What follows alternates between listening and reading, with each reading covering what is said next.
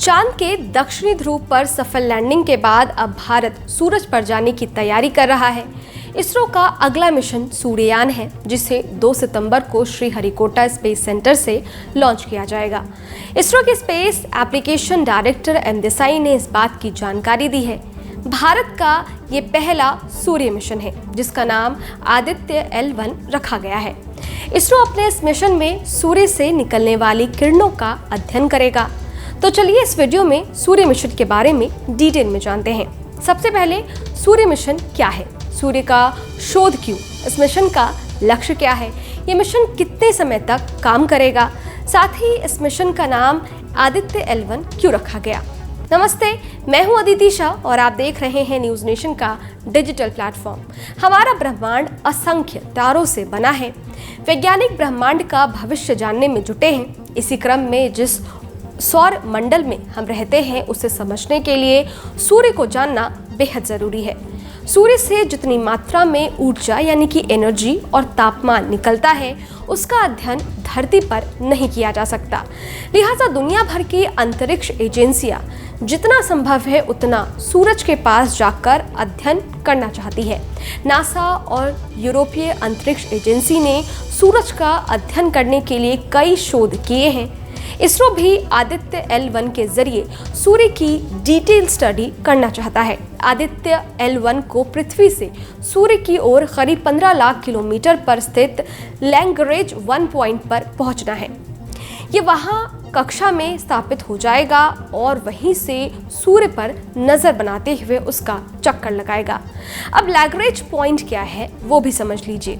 Lagrange point धरती और सूरज के बीच की वो जगह है जहां से सूर्य को बगैर किसी रुकावट के देखा जा सकता है।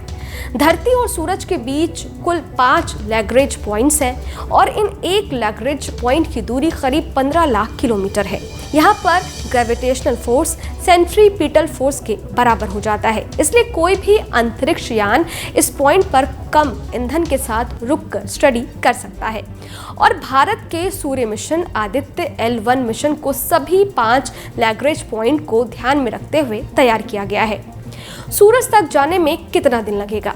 चंद्रयान 3 को लॉन्च होने के बाद उसकी सफल लैंडिंग में 40 दिन का समय लगा था।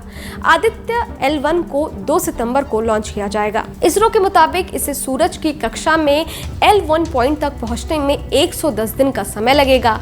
आदित्य L1 को PSLV रॉकेट से लॉन्च किया जाएगा। इस मिशन का लक्ष्य क्या है?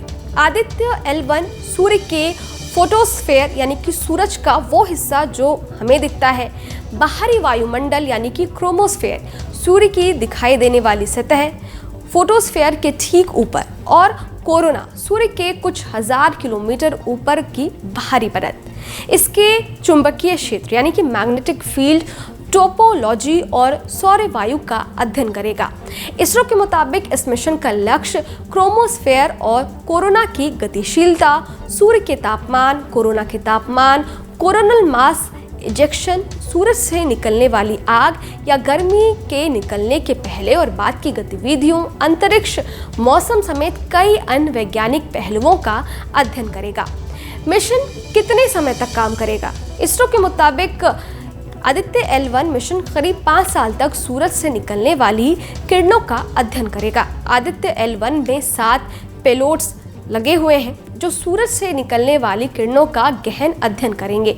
आदित्य L1 मिशन को बनाने में कुल 378 करोड़ रुपए की लागत आई है।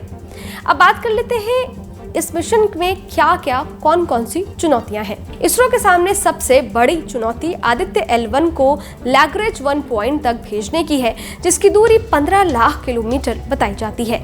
धरती से चांद करीब 3 लाख किलोमीटर की दूरी पर है और वहां तक अपने चंद्रयान को उतारने में भारत को अब जाकर कामयाबी मिली है।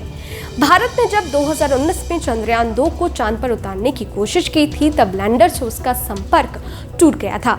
ऐसे में लैग्रेंज 1 की 5 गुना दूरी पर आदित्य L1 के साथ संपर्क बनाए रखना भारतीय अंतरिक्ष संगठन के लिए सबसे बड़ी चुनौती है। खैर, इस वीडियो पर आपकी क्या राय है? ये वीडियो आपको कैसा लगा हमें कमेंट बॉक्स में लिखकर ज़रूर बताइएगा। इसके साथ ही अगर आपने हमारे YouTube चैनल को सब्सक्राइब नहीं किया है तो फ़ौरन कर लें ताकि हर न्यूज़ अपडेट सबसे पहले आप तक पहुंचे। डिटेल स्टोरी के लिए आप हमारी वेबसाइट newsnationtv.com पर भी विजिट कर सकते हैं। शुक्रिया।